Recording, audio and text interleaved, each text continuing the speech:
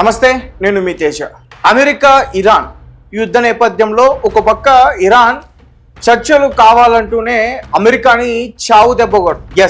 ముఖ్యంగా ఈ Gulf countries లో అమెరికాకి సంబంధించిన మిలిటరీ బేసెస్, ఎయిర్ బేసెస్, అలాగే కొన్ని రాడర్ వ్యవస్థలు, ముఖ్యంగా అందులో థాడ్ రాడర్ వ్యవస్థ 10,000 కోట్ల ఖరీదైన అమెరికాకి సంబంధించిన ఈ థాడ్ రాడర్ వ్యవస్థ ఇరాన్ కొన్ని బాలిస్టిక్ మిసైల్స్, డ్రోన్స్ తో అటాక్ చేయడం వల్ల అది ధ్వంసమైంది. సో ఇరాన్ అమెరికాకి చాలా విలువైన ఫైటర్ జెట్స్ కావచ్చు, లేదంటే డ్రోన్స్ కావచ్చు టార్గెట్ చేసుకుని అటాక్ చేస్తుంది. తాజాగా ఒక పక్క పాకిస్తాన్ లో చర్చలు జరుగుతుంటే ఇరాన్ కి సంబంధించిన IRGC హర్మోజ్ జలసంధి దగ్గర MQ-4C టిటాన్ ఇంటెలిజెన్స్ డ్రోన్, ఒక నిఘా డ్రోన్ ని అటాక్ చేసింది. అయితే ఇది అమెరికాకి చాలా విలువైంది.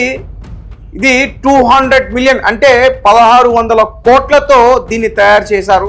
అది కాస్త పూర్తిగా ధ్వంసమయ్యింది. ఇంకొకటి, అది ధ్వంసమైంది అనే విషయం స్పష్టంగా అర్థమవుతుంది.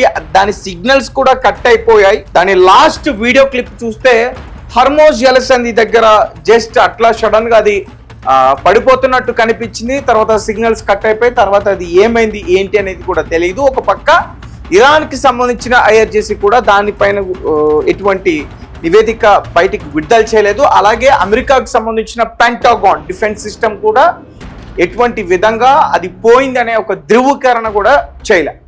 సో మరి ఆ డ్రోన్ ఏమైంది అనేది ఇప్పుడు ఒక ప్రశ్నగా మారింది. అదైతే ధ్వంసం అయింది అనేది క్లియర్ గా చెప్తున్నారు కొంతమంది అంతర్జాతీయ నిపుణులు. ఎందుకంటే ఇన్ని రోజులు అది కనిపించకుండా పోయిందంటే అది ఖచ్చితంగా సముద్రంలో కుప్పకూలిపోయే అవకాశం ఉంటుంది. ఇరాన్ కి సంబంధించిన IRGC అటాక్ చేసే ఉంటుందని చెప్తున్నారు. అయితే అది 50,000 ఫీట్స్ ఫ్లై చేయగలదు, 50,000 అడుగులు అది ఎగరగలదు, అంత ఎత్తులో అది ఎగరగలదు. అలాగే 24 గంటలు కూడా పనిచేసే ఒక కెపాసిటీ దానికి ఉంది. ఒక్కసారి అది ఫ్యూయల్ నింపుకుంటే 7,400 కిలోమీటర్ల వరకు కూడా దూరం చేరుకుని టార్గెట్ ని అటాక్ చేయగలదు. అలాగే చిన్న విమానాలు F-8 అట్లాంటి విమానాలు లో ఫీట్ లో ఫ్లై చేస్తాయి. అటువంటి యుద్ధ విమానాలకి ఇది చాలా ఉపయోగపడుతుంది రాడర్ వ్యవస్థల. సో అలాంటి డ్రోన్ ని రీసెంట్ గా ఇరాన్ కి సంబంధించిన IRGC అటాక్ చేసింది అనే ఒక ఆరోపణలు వస్తున్నాయి. కానీ IRGC అయితే మాత్రం దానిపైన స్పష్టంగా వివరించే ప్రయత్నం అయితే చేయండి. సో అమెరికా ఇలా చాలా కోల్పోతుంది. ఇరాన్ పైన యుద్ధం చేయడంలో ఇజ్రాయెల్ విషయం పక్కన పెడితే అమెరికా తమ ఎంతో కాలం నిర్మించుకున్న రాడర్ వ్యవస్థలు కావచ్చు, లేదంటే ఎంతో కష్టపడి కొనుగోలు చేసిన ఫైటర్ జెట్స్ కావచ్చు, అలాగే USS గెరల్డ్ ఫోర్డ్ కావచ్చు, అలాగే అబ్రహాం లింకన్ కావచ్చు, వార్షిప్స్, ఇటువంటివి కూడా డ్యామేజ్ అయ్యాయి. పూర్తిగా డ్యామేజ్ కాలేదు కానీ కొంచెం డ్యామేజ్ అయ్యాయి. కానీ అమెరికాకి దానివల్ల నష్టమే, కొన్ని కోట్లలో అది నష్టం. అలాగే ఇక చూసుకుంటే F-35, F-16, వార్తో హెలికాప్టర్, యుద్ధ హెలికాప్టర్, ఇటువంటివన్నీ కూడా పూర్తి స్థాయిలో ఇరాన్ ధ్వంసం చేసిందే. అంటే ఇవన్నీ కూడా అమెరికాకి చాలా విలువైనవి. అలాగే ఇక మిలిటరీ బేసెస్, ఎయిర్ బేసెస్, ఇవి కూడా చాలా విలువైనవి.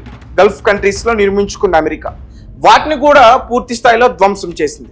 అమెరికాకి మళ్ళీ చావు దెబ్బ కొట్టింది ఇరాన్.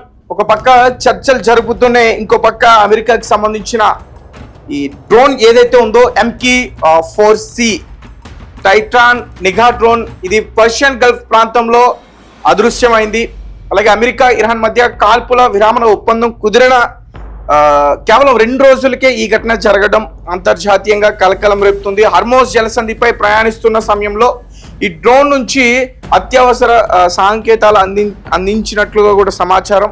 ఆ తర్వాత కొద్దిసేపటికే అది ఇరాన్ వైపు ఒక్కసారిగా మలుపు తీసుకుంది. వేగంగా కిందకి దిగుతూ అది మాయమైపోయింది. ఆ స్క్రీన్ మీద కూడా మీరు క్లియర్ గా చూడొచ్చు అది ఎట్లా ఫ్లై చేస్తూ ఒక్కసారిగా కిందకి పడిపోయింది. సో ఇది చాలా విలువైంది అమెరికాకి. సో అమెరికా దీనిపైన ఎటువంటి స్పందన అయితే చేయలేదు. ముఖ్యంగా అమెరికాకి సంబంధించిన పెంటాగాన్ డిఫెన్స్ సిస్టమ్ కూడా దీనిపైన అది పోయింది అనే ఒక ధృవీకరణ కూడా చేయలేదు. ఏం జరుగుతుందో ఖచ్చితంగా చూడాలి.